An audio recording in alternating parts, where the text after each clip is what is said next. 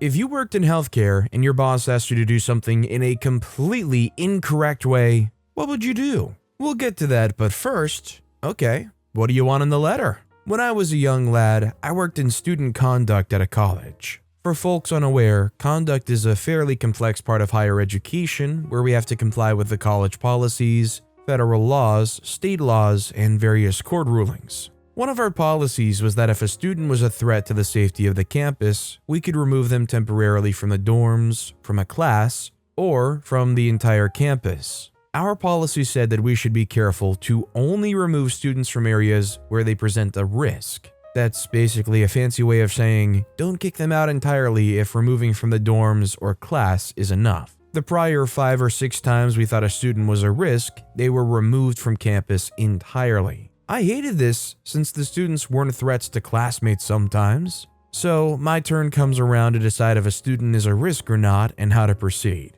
I decide she did present a risk to the dorms, possibly selling drugs, but not the rest of the campus since all the sales allegedly were in her dorm room. The college lawyer was not pleased with this. He calls the dean of students, the dean calls my director calls me. Since my decision may bias my director when he meets the student later, general counsel says I can't discuss the case with the director, and to look for an email from general counsel. General counsel starts bearing down on me, asking for policy citations, my rationale, asking if I consider the police reports, which I hadn't been given prior to hearing the student's side, and saying the student was known to sell in the dorms for years. I refused to change my decision, and general counsel got furious. He tried to drop some orders, but couldn't since I don't report to him at any point. Plus, I had policy on my side. Breaking them opens up all sorts of lawsuit potential.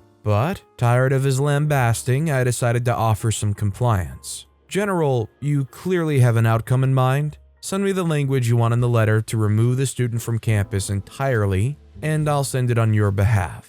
Half an hour later, he replies that I don't have permission to use his name on anything and that he'll speak with the dean. I never heard back from general counsel before he was let go during the pandemic and have his email tacked up on my desk to remember the time I outplayed a lawyer. This goes without saying, but if you're asked to do something that is clearly against the norms or the rules, as they're usually stated, make sure you get that in writing from whatever authority is ordering that. Also, hi, I'm Steven, and if you enjoy awesome stories of compliance, why not hit that subscribe button down below? That said, our next story is Cardboard Boxes and Tape Will Not Protect Us from the Hurricane. A bit of background info, I used to live in Florida, and I've experienced almost every hurricane that ever passed through here. This story takes place in South Florida in an apartment complex. Our apartment has a glass screen sliding back door that leads to a small balcony behind the building on the first floor. This was more than 5 years ago.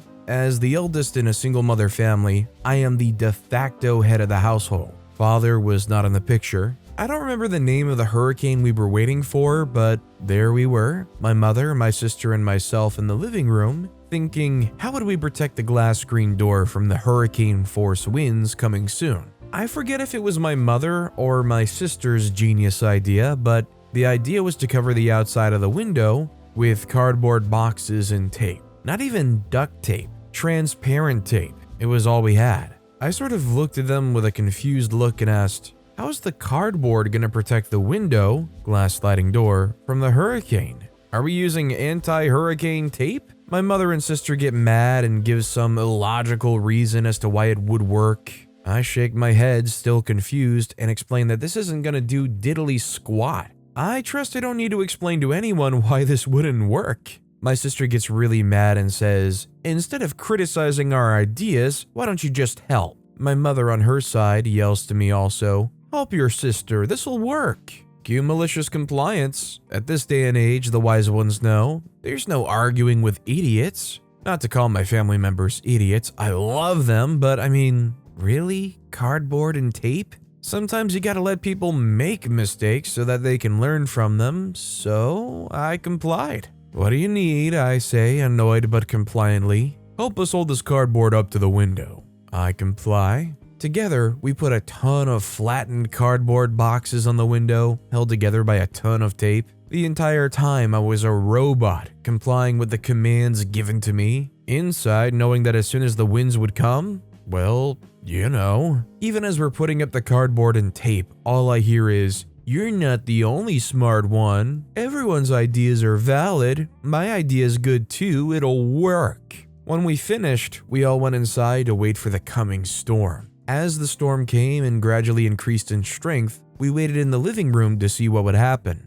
I might need to add a disclaimer that we are all Floridians and Latinos. We are totally comfortable with hurricanes. When they come, we don't hide in the bathtub, we throw parties. We're all ready to meet our maker, so I hope I don't need to explain the culture behind why Floridians do this, or offend anyone who may not understand why we're not huddled together, holding hands, waiting for the end. Also, I'm pretty sure it was a low category hurricane. The ones we typically party in. If it's a Cat 4 or 5, then yeah, we would be praying for mercy. Anyway, as the winds pick up, lo and behold, what do you think happens? The softest gust of wind, or maybe the accumulated water everywhere, turns the cardboard and tape to mush. It slides off and plops down into a pile of trash just outside the window. With the most deadpan look, I slowly turned my head to look at my mother and sister. The look of embarrassment on their faces was priceless. The silence was deafening. I didn't even have to say anything. All I did was look back at the window and sigh. We didn't even bring it up anymore. Well, as expected, the hurricane came and went. Completely forgot the name of the one that happened during this story. As always, flooding, downed trees, trash everywhere. Typical hurricane damage. The story essentially ends there. I think from this point onwards, I always bring up this story when my family doesn't listen to me. I remind them who's the genius, and then they do listen.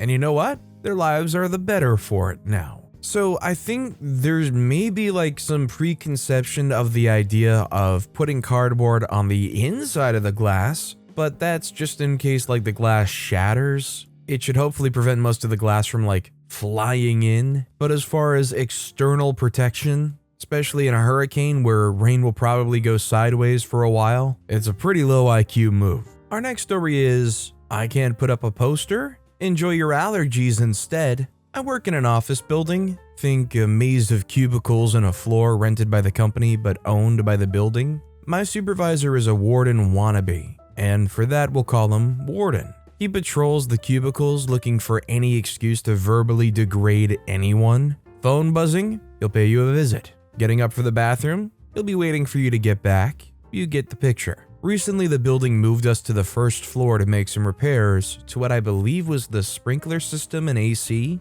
We were the smallest company on the floor, so we got put into what I assume used to be some room to house custodial or mechanical supplies. It's small, nearly all concrete, and smells like chemicals and rust. In the new floor, there's a hole in the wall I'm up against. It's an ugly concrete indented hole. It's like someone cut a 1 foot by 1 foot by 1 foot cube out of the wall. I hate wasting space, so I asked the warden if I could put up a small poster to cover it up. He immediately told me it was against company policy and that I should check company policy before asking such stupid questions. Cue malicious compliance. I contacted HR and asked them on the rules on plants. Really, I just walked over and asked nicely. They replied that as long as the plant wasn't egregious in size or in poor health, plants were allowed. A few days after Warden and I's conversation, I'd put a small potted plant of ragweed in the hole.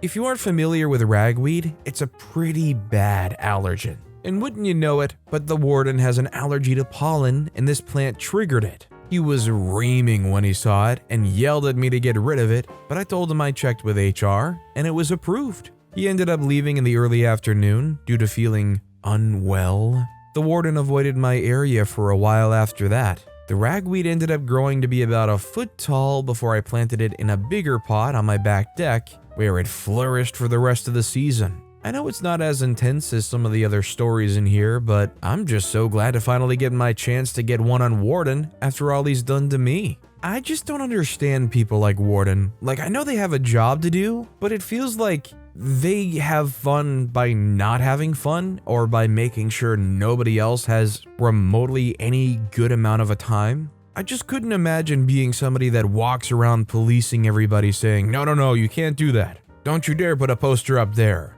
How dare you take a bathroom break? Just how bland and sad is your existence? That said, our final story of the day is, my boss asked me to recruit unqualified people for a healthcare job.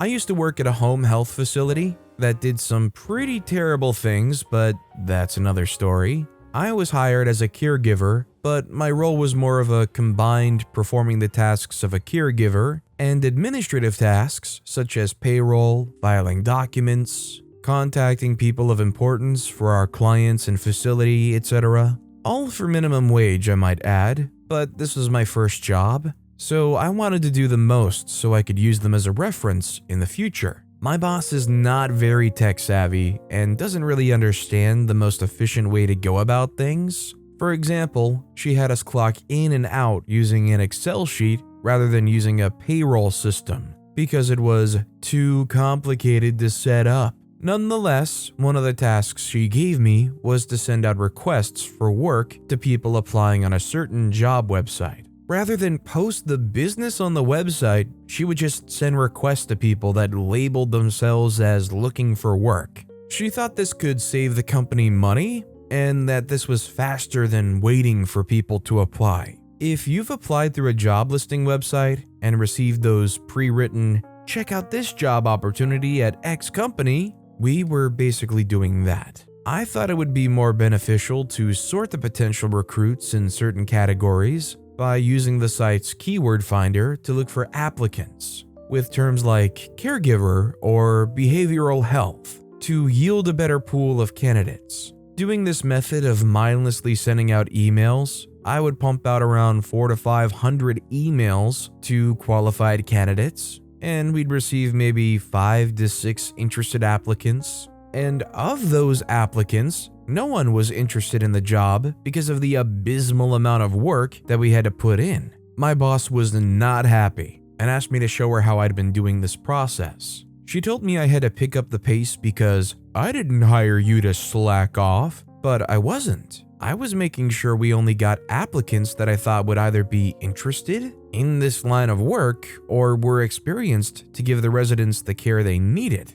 She wanted more applicants? Fine. I turned off the filter and started sending out requests to all available people. Had a degree in engineering? Here's a request. Past work experience as a line chef in a 5-star restaurant? Here's a request. I sent out over 2,000 of those pre-written emails in a day. And before anyone asks, the site had this function that allowed us to put in a pre-written job description as well as my boss's contact information, so all I had to do was hit send. My boss came back near the end of my shift and asked how many emails I was able to send out. I told her a little over 2,000. She smiled and said, "Do you see what you can do when you put your mind to things?" I rolled my eyes and clocked out. The next day, my boss looked drained. Remember when I said her contact information was on those pre-written job descriptions?